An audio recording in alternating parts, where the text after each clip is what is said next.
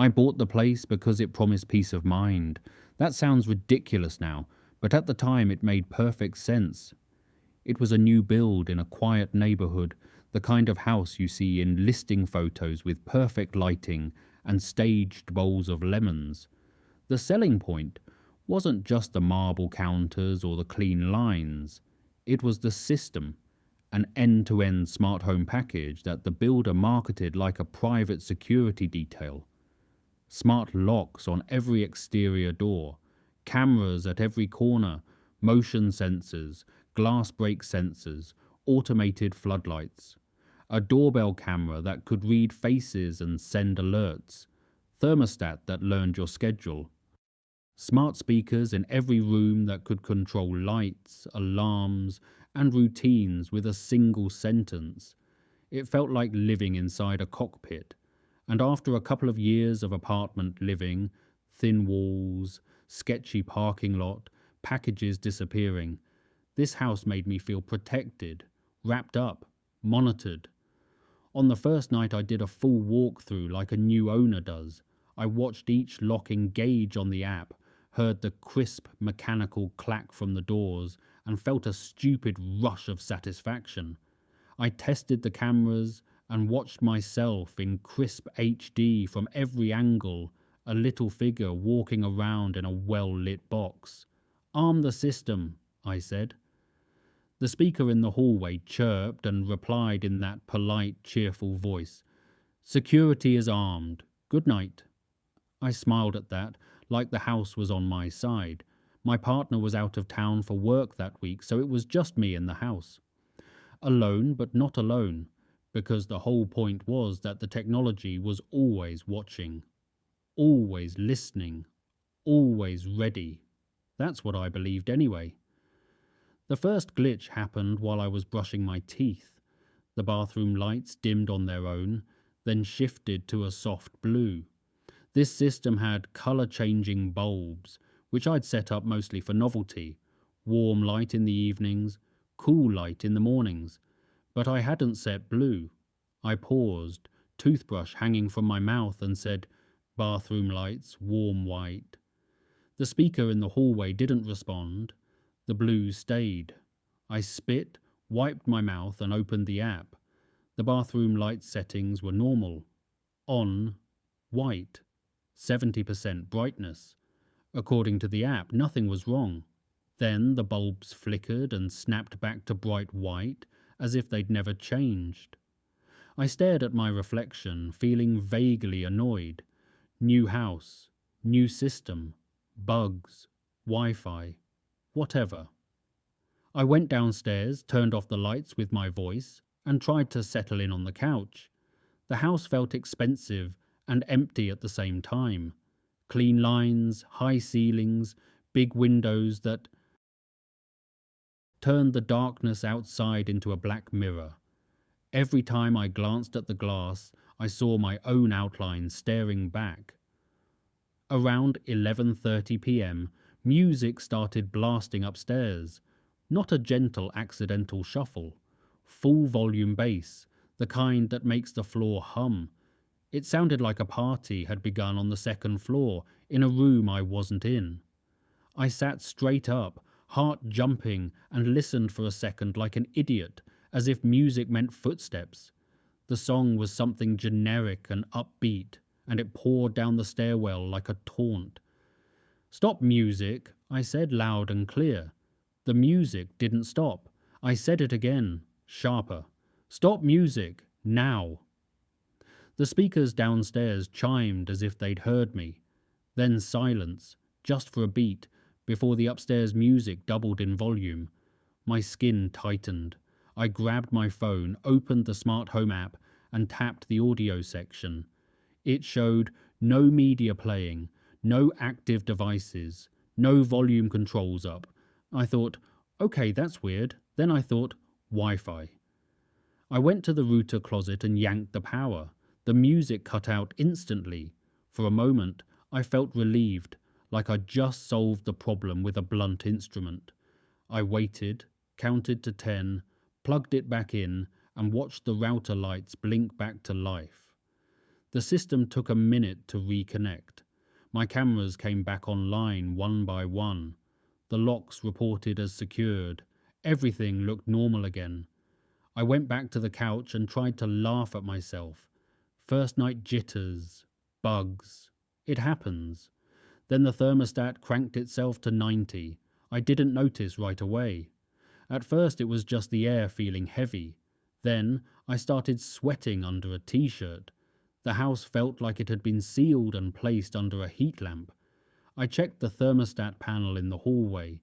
It read 90 degrees Fahrenheit. Heat mode. Fan running. I hadn't touched it. I opened the app. According to the app, the thermostat was set to 68 degrees Fahrenheit, auto. Again, the app insisted everything was fine while my body insisted I was cooking. I turned the thermostat off manually at the wall. The screen flashed, then clicked back to heat 90 degrees Fahrenheit by itself, like an invisible hand had tapped it. I swallowed hard. I was still telling myself it was a system bug, but my gut had shifted into that deeper, uglier discomfort. Bugs don't feel personal. This felt personal. I did another full reset, router, hub, everything. I stood in the middle of the living room while the lights blinked and the speakers chimed and the cameras dropped offline and returned like nervous eyes reopening. When it was done, I checked the device list. Everything was mine, all registered, all secure, or so it said. Around 1 a.m. the first voice happened. I was upstairs in the guest room, my temporary sleeping setup while the master bedroom still felt too echoey and unfamiliar. The sheets were new, stiff in that hotel way. I'd almost drifted off when the speaker on the nightstand chimed softly. Not an alarm, not a timer, a listening chime. Then static filled the room. Low at first, like radio snow, then thicker. I sat up, staring at the speaker as if it could stare back. The static shifted into something else. A faint sound like breathing, slow, controlled, too steady to be an accident. I reached over and unplugged the speaker. The room went quiet. My heart wouldn't settle. I lay there with my phone in my hand, doom scrolling and pretending I was calm, until my eyes started to droop again. Then the speaker in the hallway chimed, then the one in the upstairs landing, then the one downstairs in the living room. A chain of polite little chimes, like the house was waking itself up, room by room. I heard the robotic system voice from downstairs, distant but clear. Movement detected in the master bedroom. I froze. I wasn't in the master bedroom. The master bedroom was down the hall, empty. My phone buzzed with a notification from the security app. Motion. Master bedroom. I sat there in the guest room with my breath held, listening for any sound that didn't belong. The house was so quiet I could hear the blood in my ears. Then another notification hit. Motion. Upstairs landing. My skin went cold. That was right outside the guest room. I stared at the door, expecting a shadow to slide under it, expecting a handle to turn. Nothing happened. No footsteps. No creak. Just the house. Motionless. Then the downstairs speaker spoke again, and what it said made my stomach turn. Locking the doors now. It wasn't the normal assistant voice. It was close enough to be recognizable, but wrong, flattened and distorted like someone had pushed it through a cheap filter. A synthesized voice wearing the assistant's skin. A second later I heard it. The locks. A series of heavy mechanical thuds from downstairs, then from the back door, then the garage entry. Each one was a firm, final sound, like a vault ceiling. My phone screen lit up with lock notifications. Front door, locked. Back door, locked. Garage door, locked. I wasn't doing it. I opened the app, fingers clumsy now, and tried to override. The loading circle spun. Then a message popped up that made my throat close. Session expired. Please log in. I typed my password. It rejected it instantly. Wrong password. I tried again. Wrong password. My hands were shaking. I could barely feel the screen under my fingertips. I hit forgot password. The app said it sent a verification code to my email. My email wouldn't load. No service. No Wi-Fi.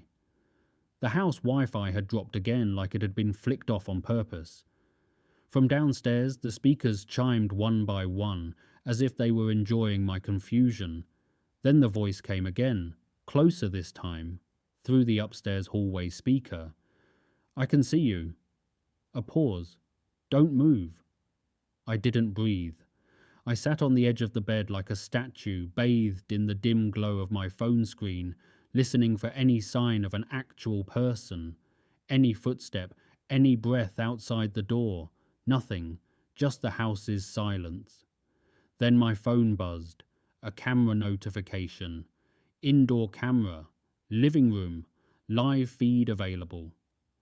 I hadn't set an indoor camera in the living room yet, or I thought I hadn't. The builder had installed one for package monitoring, and I'd left it disabled because it felt invasive. The notification didn't care what I'd disabled. With numb fingers, I opened the feed. For a second, the screen was black. Then, the image loaded. My living room, in crisp night vision. The couch, the coffee table, the staircase leading up to where I was. And standing in the middle of it was a person, a tall figure in dark clothes and a mask that turned their face into a blank, pale oval. They weren't rummaging, they weren't hurrying, they were just standing there, perfectly still. Looking up, not at the stairs, not at the camera's general area, directly into the lens, like they knew I was watching. My stomach dropped so hard I almost gagged. I slammed a hand over my mouth to keep from making a sound. The feed remained steady, unblinking. The figure lifted one hand slowly. Not a wave, a small, deliberate motion, like they were acknowledging me, like they were saying, "Yes, it's me." Then the speaker in the upstairs hallway chimed again. The voice, calm and mechanical, said, "Stay upstairs." I don't remember deciding to move. I just did. I grabbed my phone, my car keys, and the first thing my hand touched, an old flashlight in the guest room drawer. I didn't take a weapon because the thought of confronting that person in that house, with my own locks obeying them, felt like suicide. The only goal my brain allowed was, get out. I crept to the top of the stairs and looked down. The living room was out of sight from that angle, but I could see the edge of the couch. The camera feed still showed the figure standing there, still not moving. I took one careful step down, then another, trying to make my feet land on the edges of the stairs where they wouldn't creak. On the third step, every light in the house snapped on at once. Bright, harsh white. Floodlights outside too, judging by the way the window panes flared. I flinched, blinded, and heard the downstairs speaker laugh. Not a real laugh, not a human laugh, but a clipped burst of static shaped into something that sounded like amusement. I ran. I didn't care about noise anymore. I sprinted down the staircase and into the living room, and the moment I hit the bottom, I swung my flashlight toward where the figure had been. The room was empty. No masked person, no movement, nothing. But the camera feed still showed them. I looked down at my phone. The figure was still standing in the center of the living room. I looked up. Nothing. I felt like my brain was splitting. Either the feed was delayed or manipulated, or I was hallucinating. But the fear was real enough that my legs almost gave out. Then behind me, I heard a soft mechanical click, the front door lock engaging again. Like a reminder, I grabbed the front door handle and yanked. It didn't budge. The deadbolt held like steel. I ran to the back door. Same thing. The smart lock panel lit up for a second like it was mocking me, then went dark. I tried the garage entry. Locked. My chest tightened until it hurt. The house wasn't just keeping someone out, it was keeping me in. My eyes landed on the kitchen window above the sink.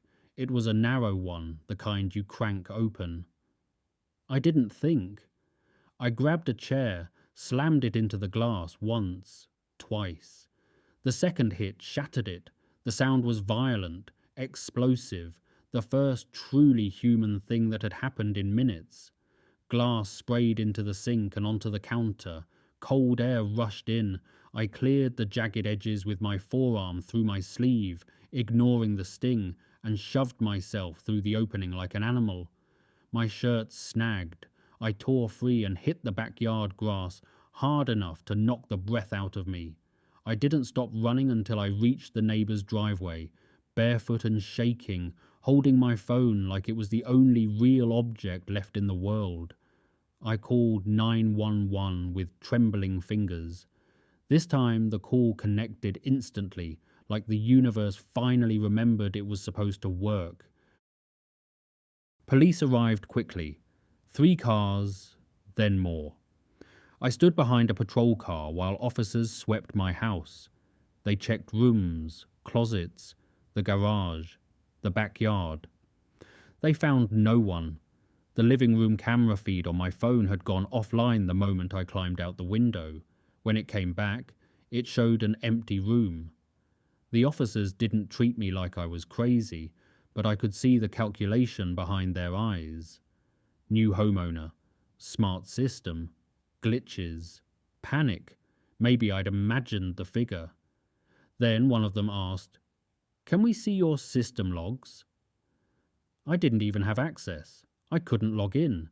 A tech unit arrived later. They pulled the hub, took the router, and did something I didn't understand with a laptop inside their car. Eventually, a detective told me what they believed had happened. Someone had gained access to the home automation system before I ever moved in, either through a default password the builder hadn't changed, a compromised installer account, or an unsecured device on the network. Once inside, they could control lights, speakers, thermostat, and locks. They could manipulate camera feeds, push false notifications, and lock me out of my own account. They weren't sure if the masked figure was physically in my house or if it was a planted video loop meant to push me into panic, but they were sure the system had been hacked. They found evidence of a nearby access point, someone sitting close enough to connect, likely from a car parked somewhere down the street, using equipment that wasn't cheap and wasn't random. It wasn't a teenager messing with an app. It was someone who knew exactly what fear looked like when you built your safety around technology. I didn't sleep in that house again. I stayed with a friend until I could break the lease. The builder offered to re-secure the system, to replace the hub and reconfigure the network, but the damage wasn't technical anymore. The damage was psychological. Every smart device felt like a mouth that could speak without my permission. Every camera felt like an eye that belonged to someone else. Now I live in a small, older apartment. I have physical deadbolts. I have a peephole and a chain lock and a cheap door alarm that screams if the door opens. My thermostat is a dumb plastic box I turn with my hand. There are no speakers listening for wake words, no lights that can be commanded by anyone but me. People tease me about it. They call it paranoia. They tell me I'm overreacting, but I remember the sound of those locks engaging, one after another, like the house was sealing itself around me.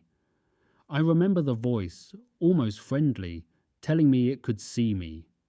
I remember that camera feed, the masked figure staring straight up into the lens, like it was staring straight through my phone and into my face.